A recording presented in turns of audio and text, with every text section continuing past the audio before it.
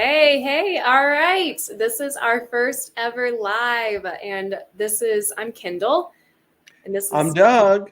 nice to meet you guys. So, we're definitely excited about this conversation. We have been talking our heads off, going back and forth about whole food plant based eating and losing weight. So, we have both we know each other for now just a couple of years. We've known each other, work in the same industry together, and we both have had very unique health journeys that I think a lot of y'all could relate to.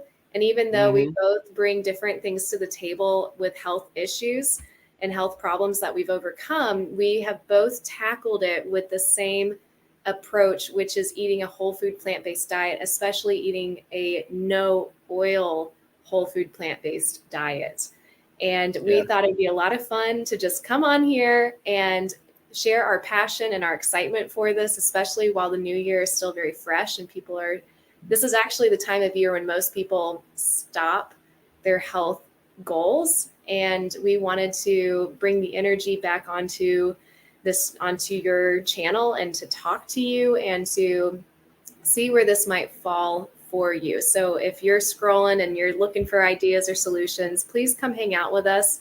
This is our first ever Zoom or our first ever live that we've done like this. And we want to create a very comfortable, low key, approachable place. And we want questions and ideas. So, Doug, what are your thoughts on this? What are you thinking getting this going? Well, you're a little glitchy for me. I hope it's streaming well for everybody. But I'm super excited to share this because my health before finding whole food plant based was like a roller coaster. I mean, I've basically spent my whole life, I think it's a pretty typical pattern, especially for a lot of guys, unless you're like that person that's like that perfect person who like started exercising when they were young and then they get into their career and they just keep exercising. And I don't know, I can't really relate to that. That wasn't like it was for me and most of my friends. But you kind of get busy with life. You put on a couple pounds a year and it doesn't seem like a big deal, like what's a couple pounds, who cares? But the problem is life goes on. Next thing you know, it's 10 years or 20 years later, and if you're doing 5 pounds a year for 20 years would be 100 pounds. We can't have that. So for me, I was always just, I don't know if I was ever an ideal weight, but I was a little. In college is when I guess I left home and went to college, and you start eating whatever and drinking beer and all that stuff. And next thing you know, you start putting on some weight, you exercise a little, you kind of work out when you're in college and stuff. But after that, not so much. And then I found myself like trying to diet, and then so I would try all these different things like I see so many people doing out there. And I know some of you guys can relate to this because it's just the way it is, especially the fad stuff. It's like, oh, I remember when I tried doing Atkins, I went to Weight Watchers, I've tried like Mediterranean, I've tried, just like keto, all these different things, but it was always the same exact thing. I would have my weight up here and then, oh, cool, diet. It would go down like maybe 20 pounds. And then, but the problem is I couldn't sustain it. And that's where, I mean, for me, it's about sustaining this healthy lifestyle. So you have to find something that is sustainable. And I didn't find any of those other ways of eating to be sustainable. In fact, on keto, I would start getting like sore joints and stuff. I never got diagnosed or anything, but I know my mom used to get this thing called gout, where it's like your ankles start hurting and your toe joints and weird stuff. And I think it's from eating a bunch of meat or something. But we should say I'm not a medical expert. I just know my experience, and that's what I'm going to be sharing as we go live and stuff. But my health before finding whole food plant based was an unsure roller coaster of feeling like I'm doing something that's working if my goal is to lose weight. But as it turned out, all those roller coasters up and down, like when my weight was down, people are like, oh, you're looking good, Doug. My weight was up. Nobody says anything. They're being polite, I guess. Then you do another one, your weight goes down, and it goes up. Well, the effect of that over years, I ended up between family history and all eating all that stuff. I ended up with heart disease about a year and a half ago, and it's just that was a real eye opener, and that's finally the point where, based on my cardiac rehab and recommendations from some really good friends that really know about this stuff, I stopped all the fads and I went for what is proven and what really, really works. And I found it to really, really work. I'm curious, were What you the about you? kid? Well, I want to know. I'm curious because I think there's a lot of people who could relate to this. Did you grow up naturally being able to eat what you wanted and not have to worry up to like the age of college? Were you kind of always skinny, or did you have? Oh,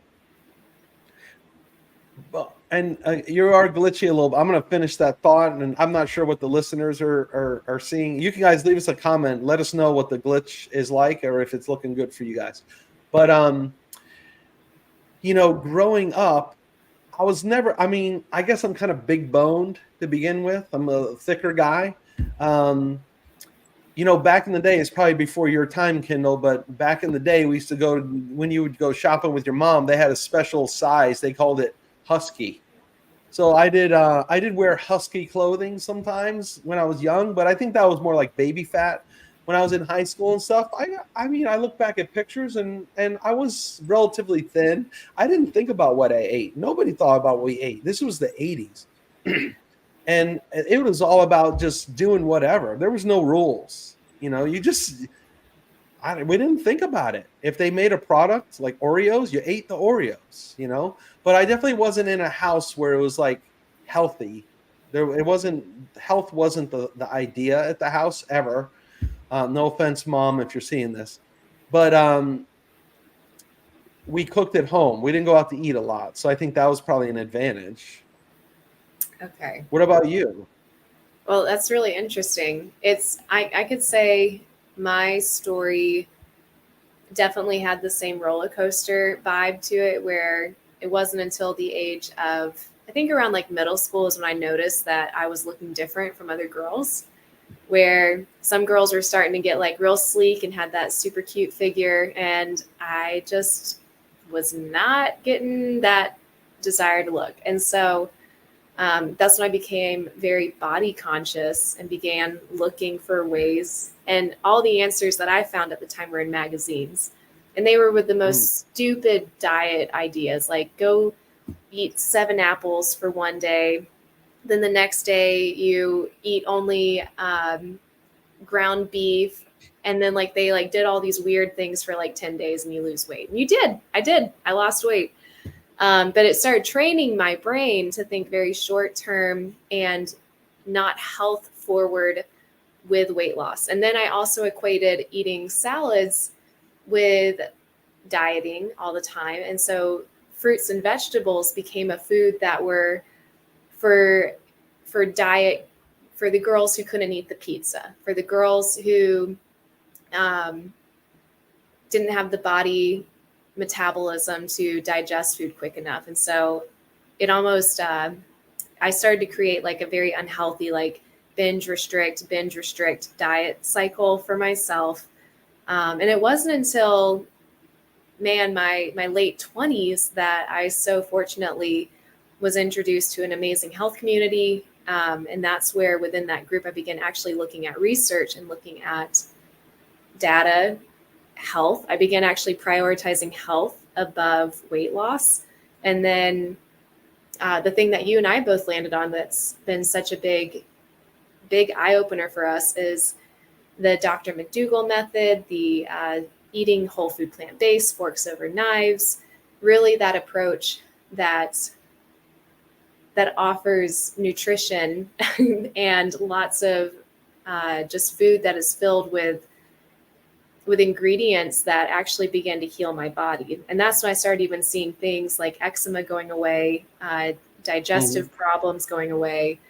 And then obviously the weight came off too, but it was like you were saying, like all the other methods I chose were so short-term, not sustainable, very unsatisfying. And I found to be just, I hated the idea of like counting calories and counting macros all the time. like counting calories for the rest of my life. Like, are you kidding me? There's no way I want to be doing that when everyone else is eating and just pouring food and just eating normal. And I kept that idea of like, what is normal? What is eating normal? You know? Well, I remember, I don't know if you're still, I don't think you're still into it, but you were like into like bodybuilding stuff, right? Yes. Yeah. So was that a part of the journey, or like how did that come up? Or was That's that a after you'd already made changes and stuff? that's a really good question. So the bodybuilding, that was probably 4 years ago, and I had already learned that there are some benefits to fruits and vegetables and to eating healthy. But again, that word healthy has such a broad meaning in our culture today, where eating healthy might be eating keto, which is cheese, meat. Not very many people do a plant based keto approach. And so when I went into the bodybuilding world, I came into it with a mindset that I wanted to lose weight and I wanted to work out and get as fit as I could. And even though I would have said it was to be healthy, it is a very unhealthy culture for the most part. It's very self-absorbed, very focused on, and I'm speaking from my perspective. I know there's some wonderful Yeah. bodybuilders out there that know how to do it well. They know how to, they have the mindset, they have the food preparation. They are rocking it. And there are even whole food plant-based bodybuilders out there. So I would say though, pick your people carefully, who you coach with, who you allow to influence you. Um, but I got very sick after doing that way of eating, which was very low calorie, 1,200 calories a day, very low carb.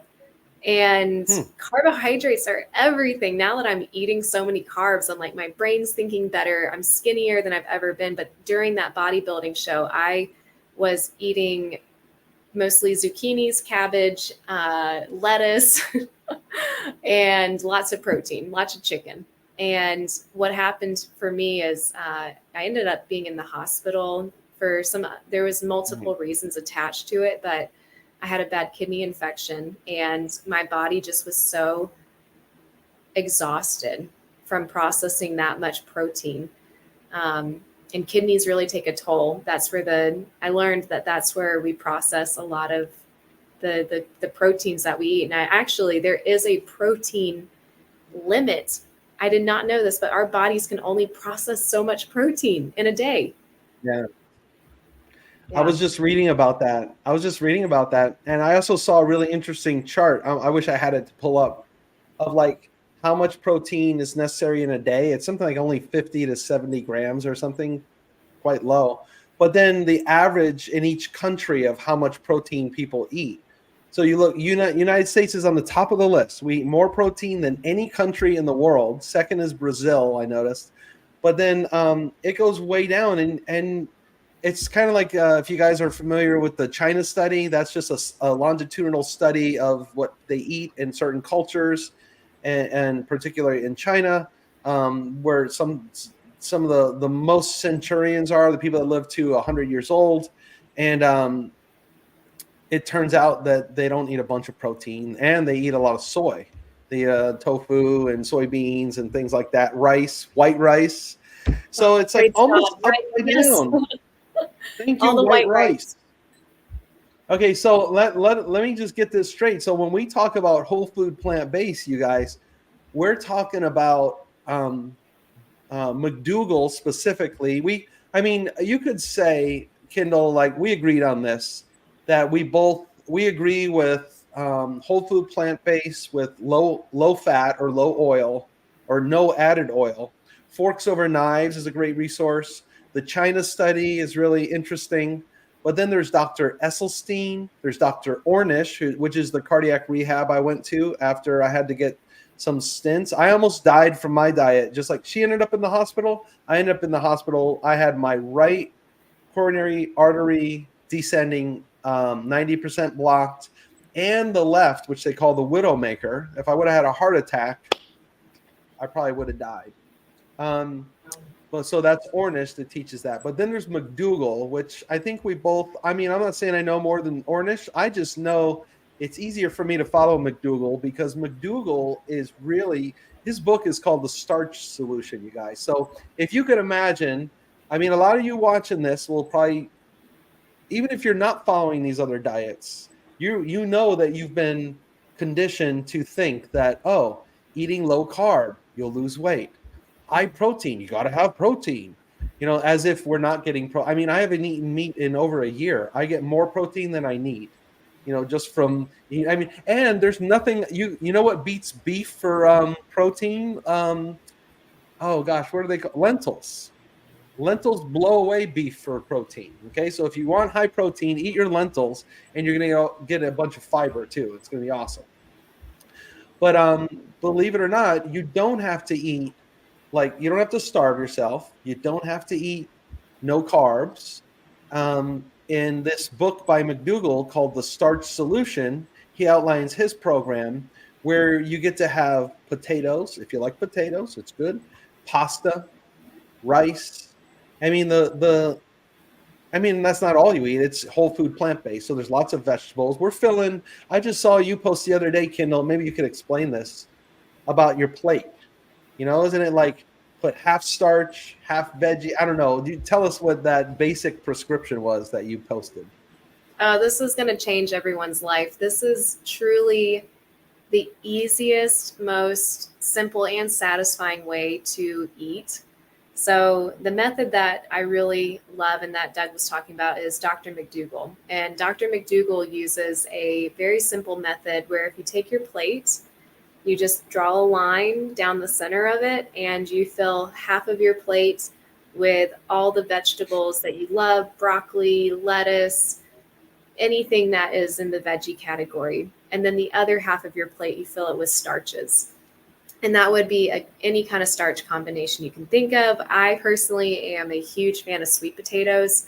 I absolutely love white potatoes. I even make mashed potatoes, French fries in my air fryer with no oil. Air fryer, oh yeah.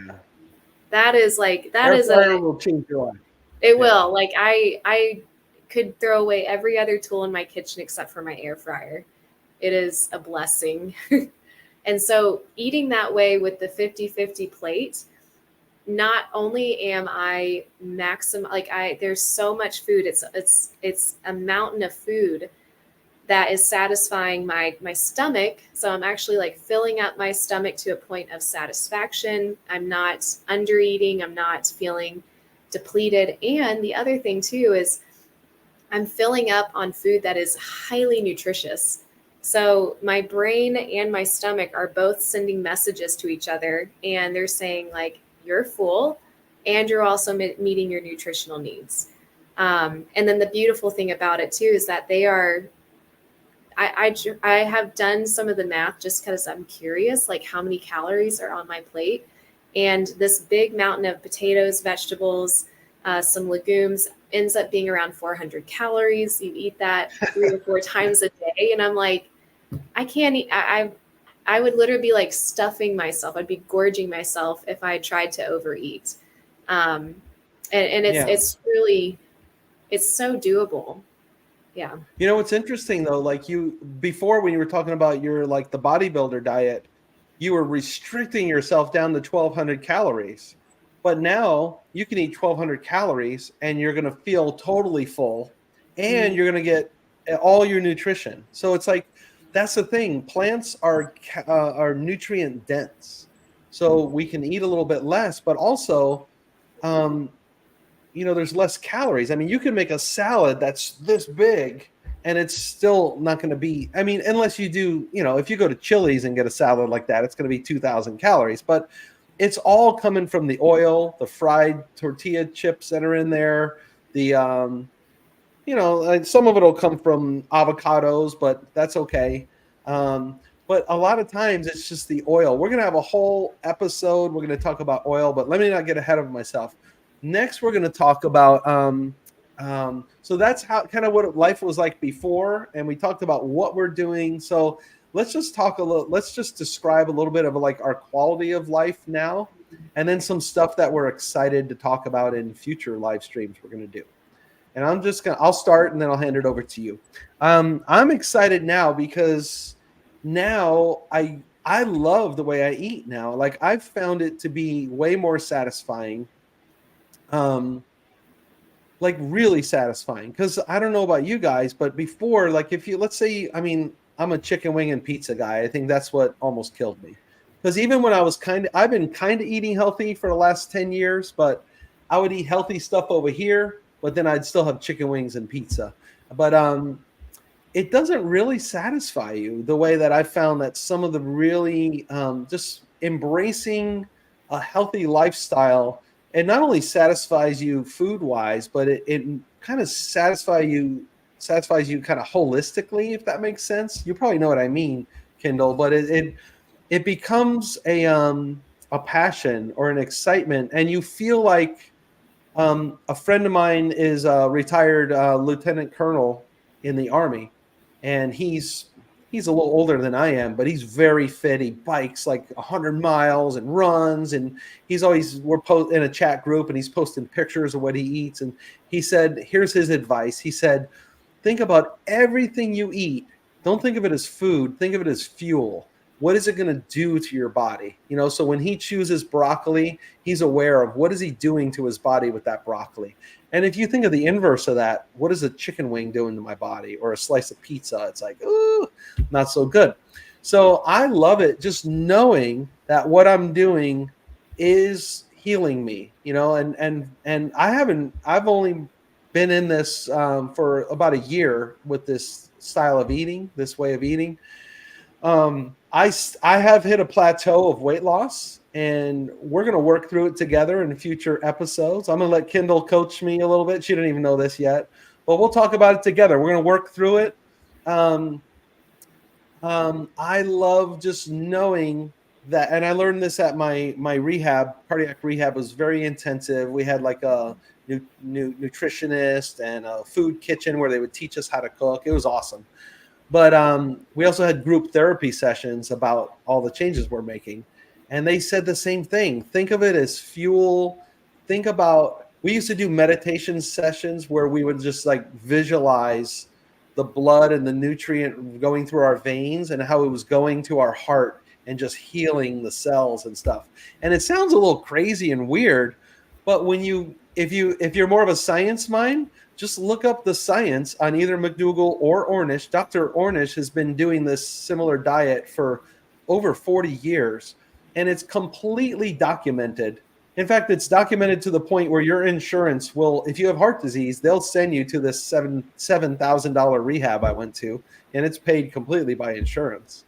But it works. You know, you actually can reverse heart disease, and if you have diabetes, this diet will reverse diabetes, type 2 diabetes as well. Now, I know we're not supposed to make medical claims because we're not health professionals, but I'm not making that claim. I'm letting the scientific studies that have happened make that claim. It is not even a claim. It is evidence. It will happen.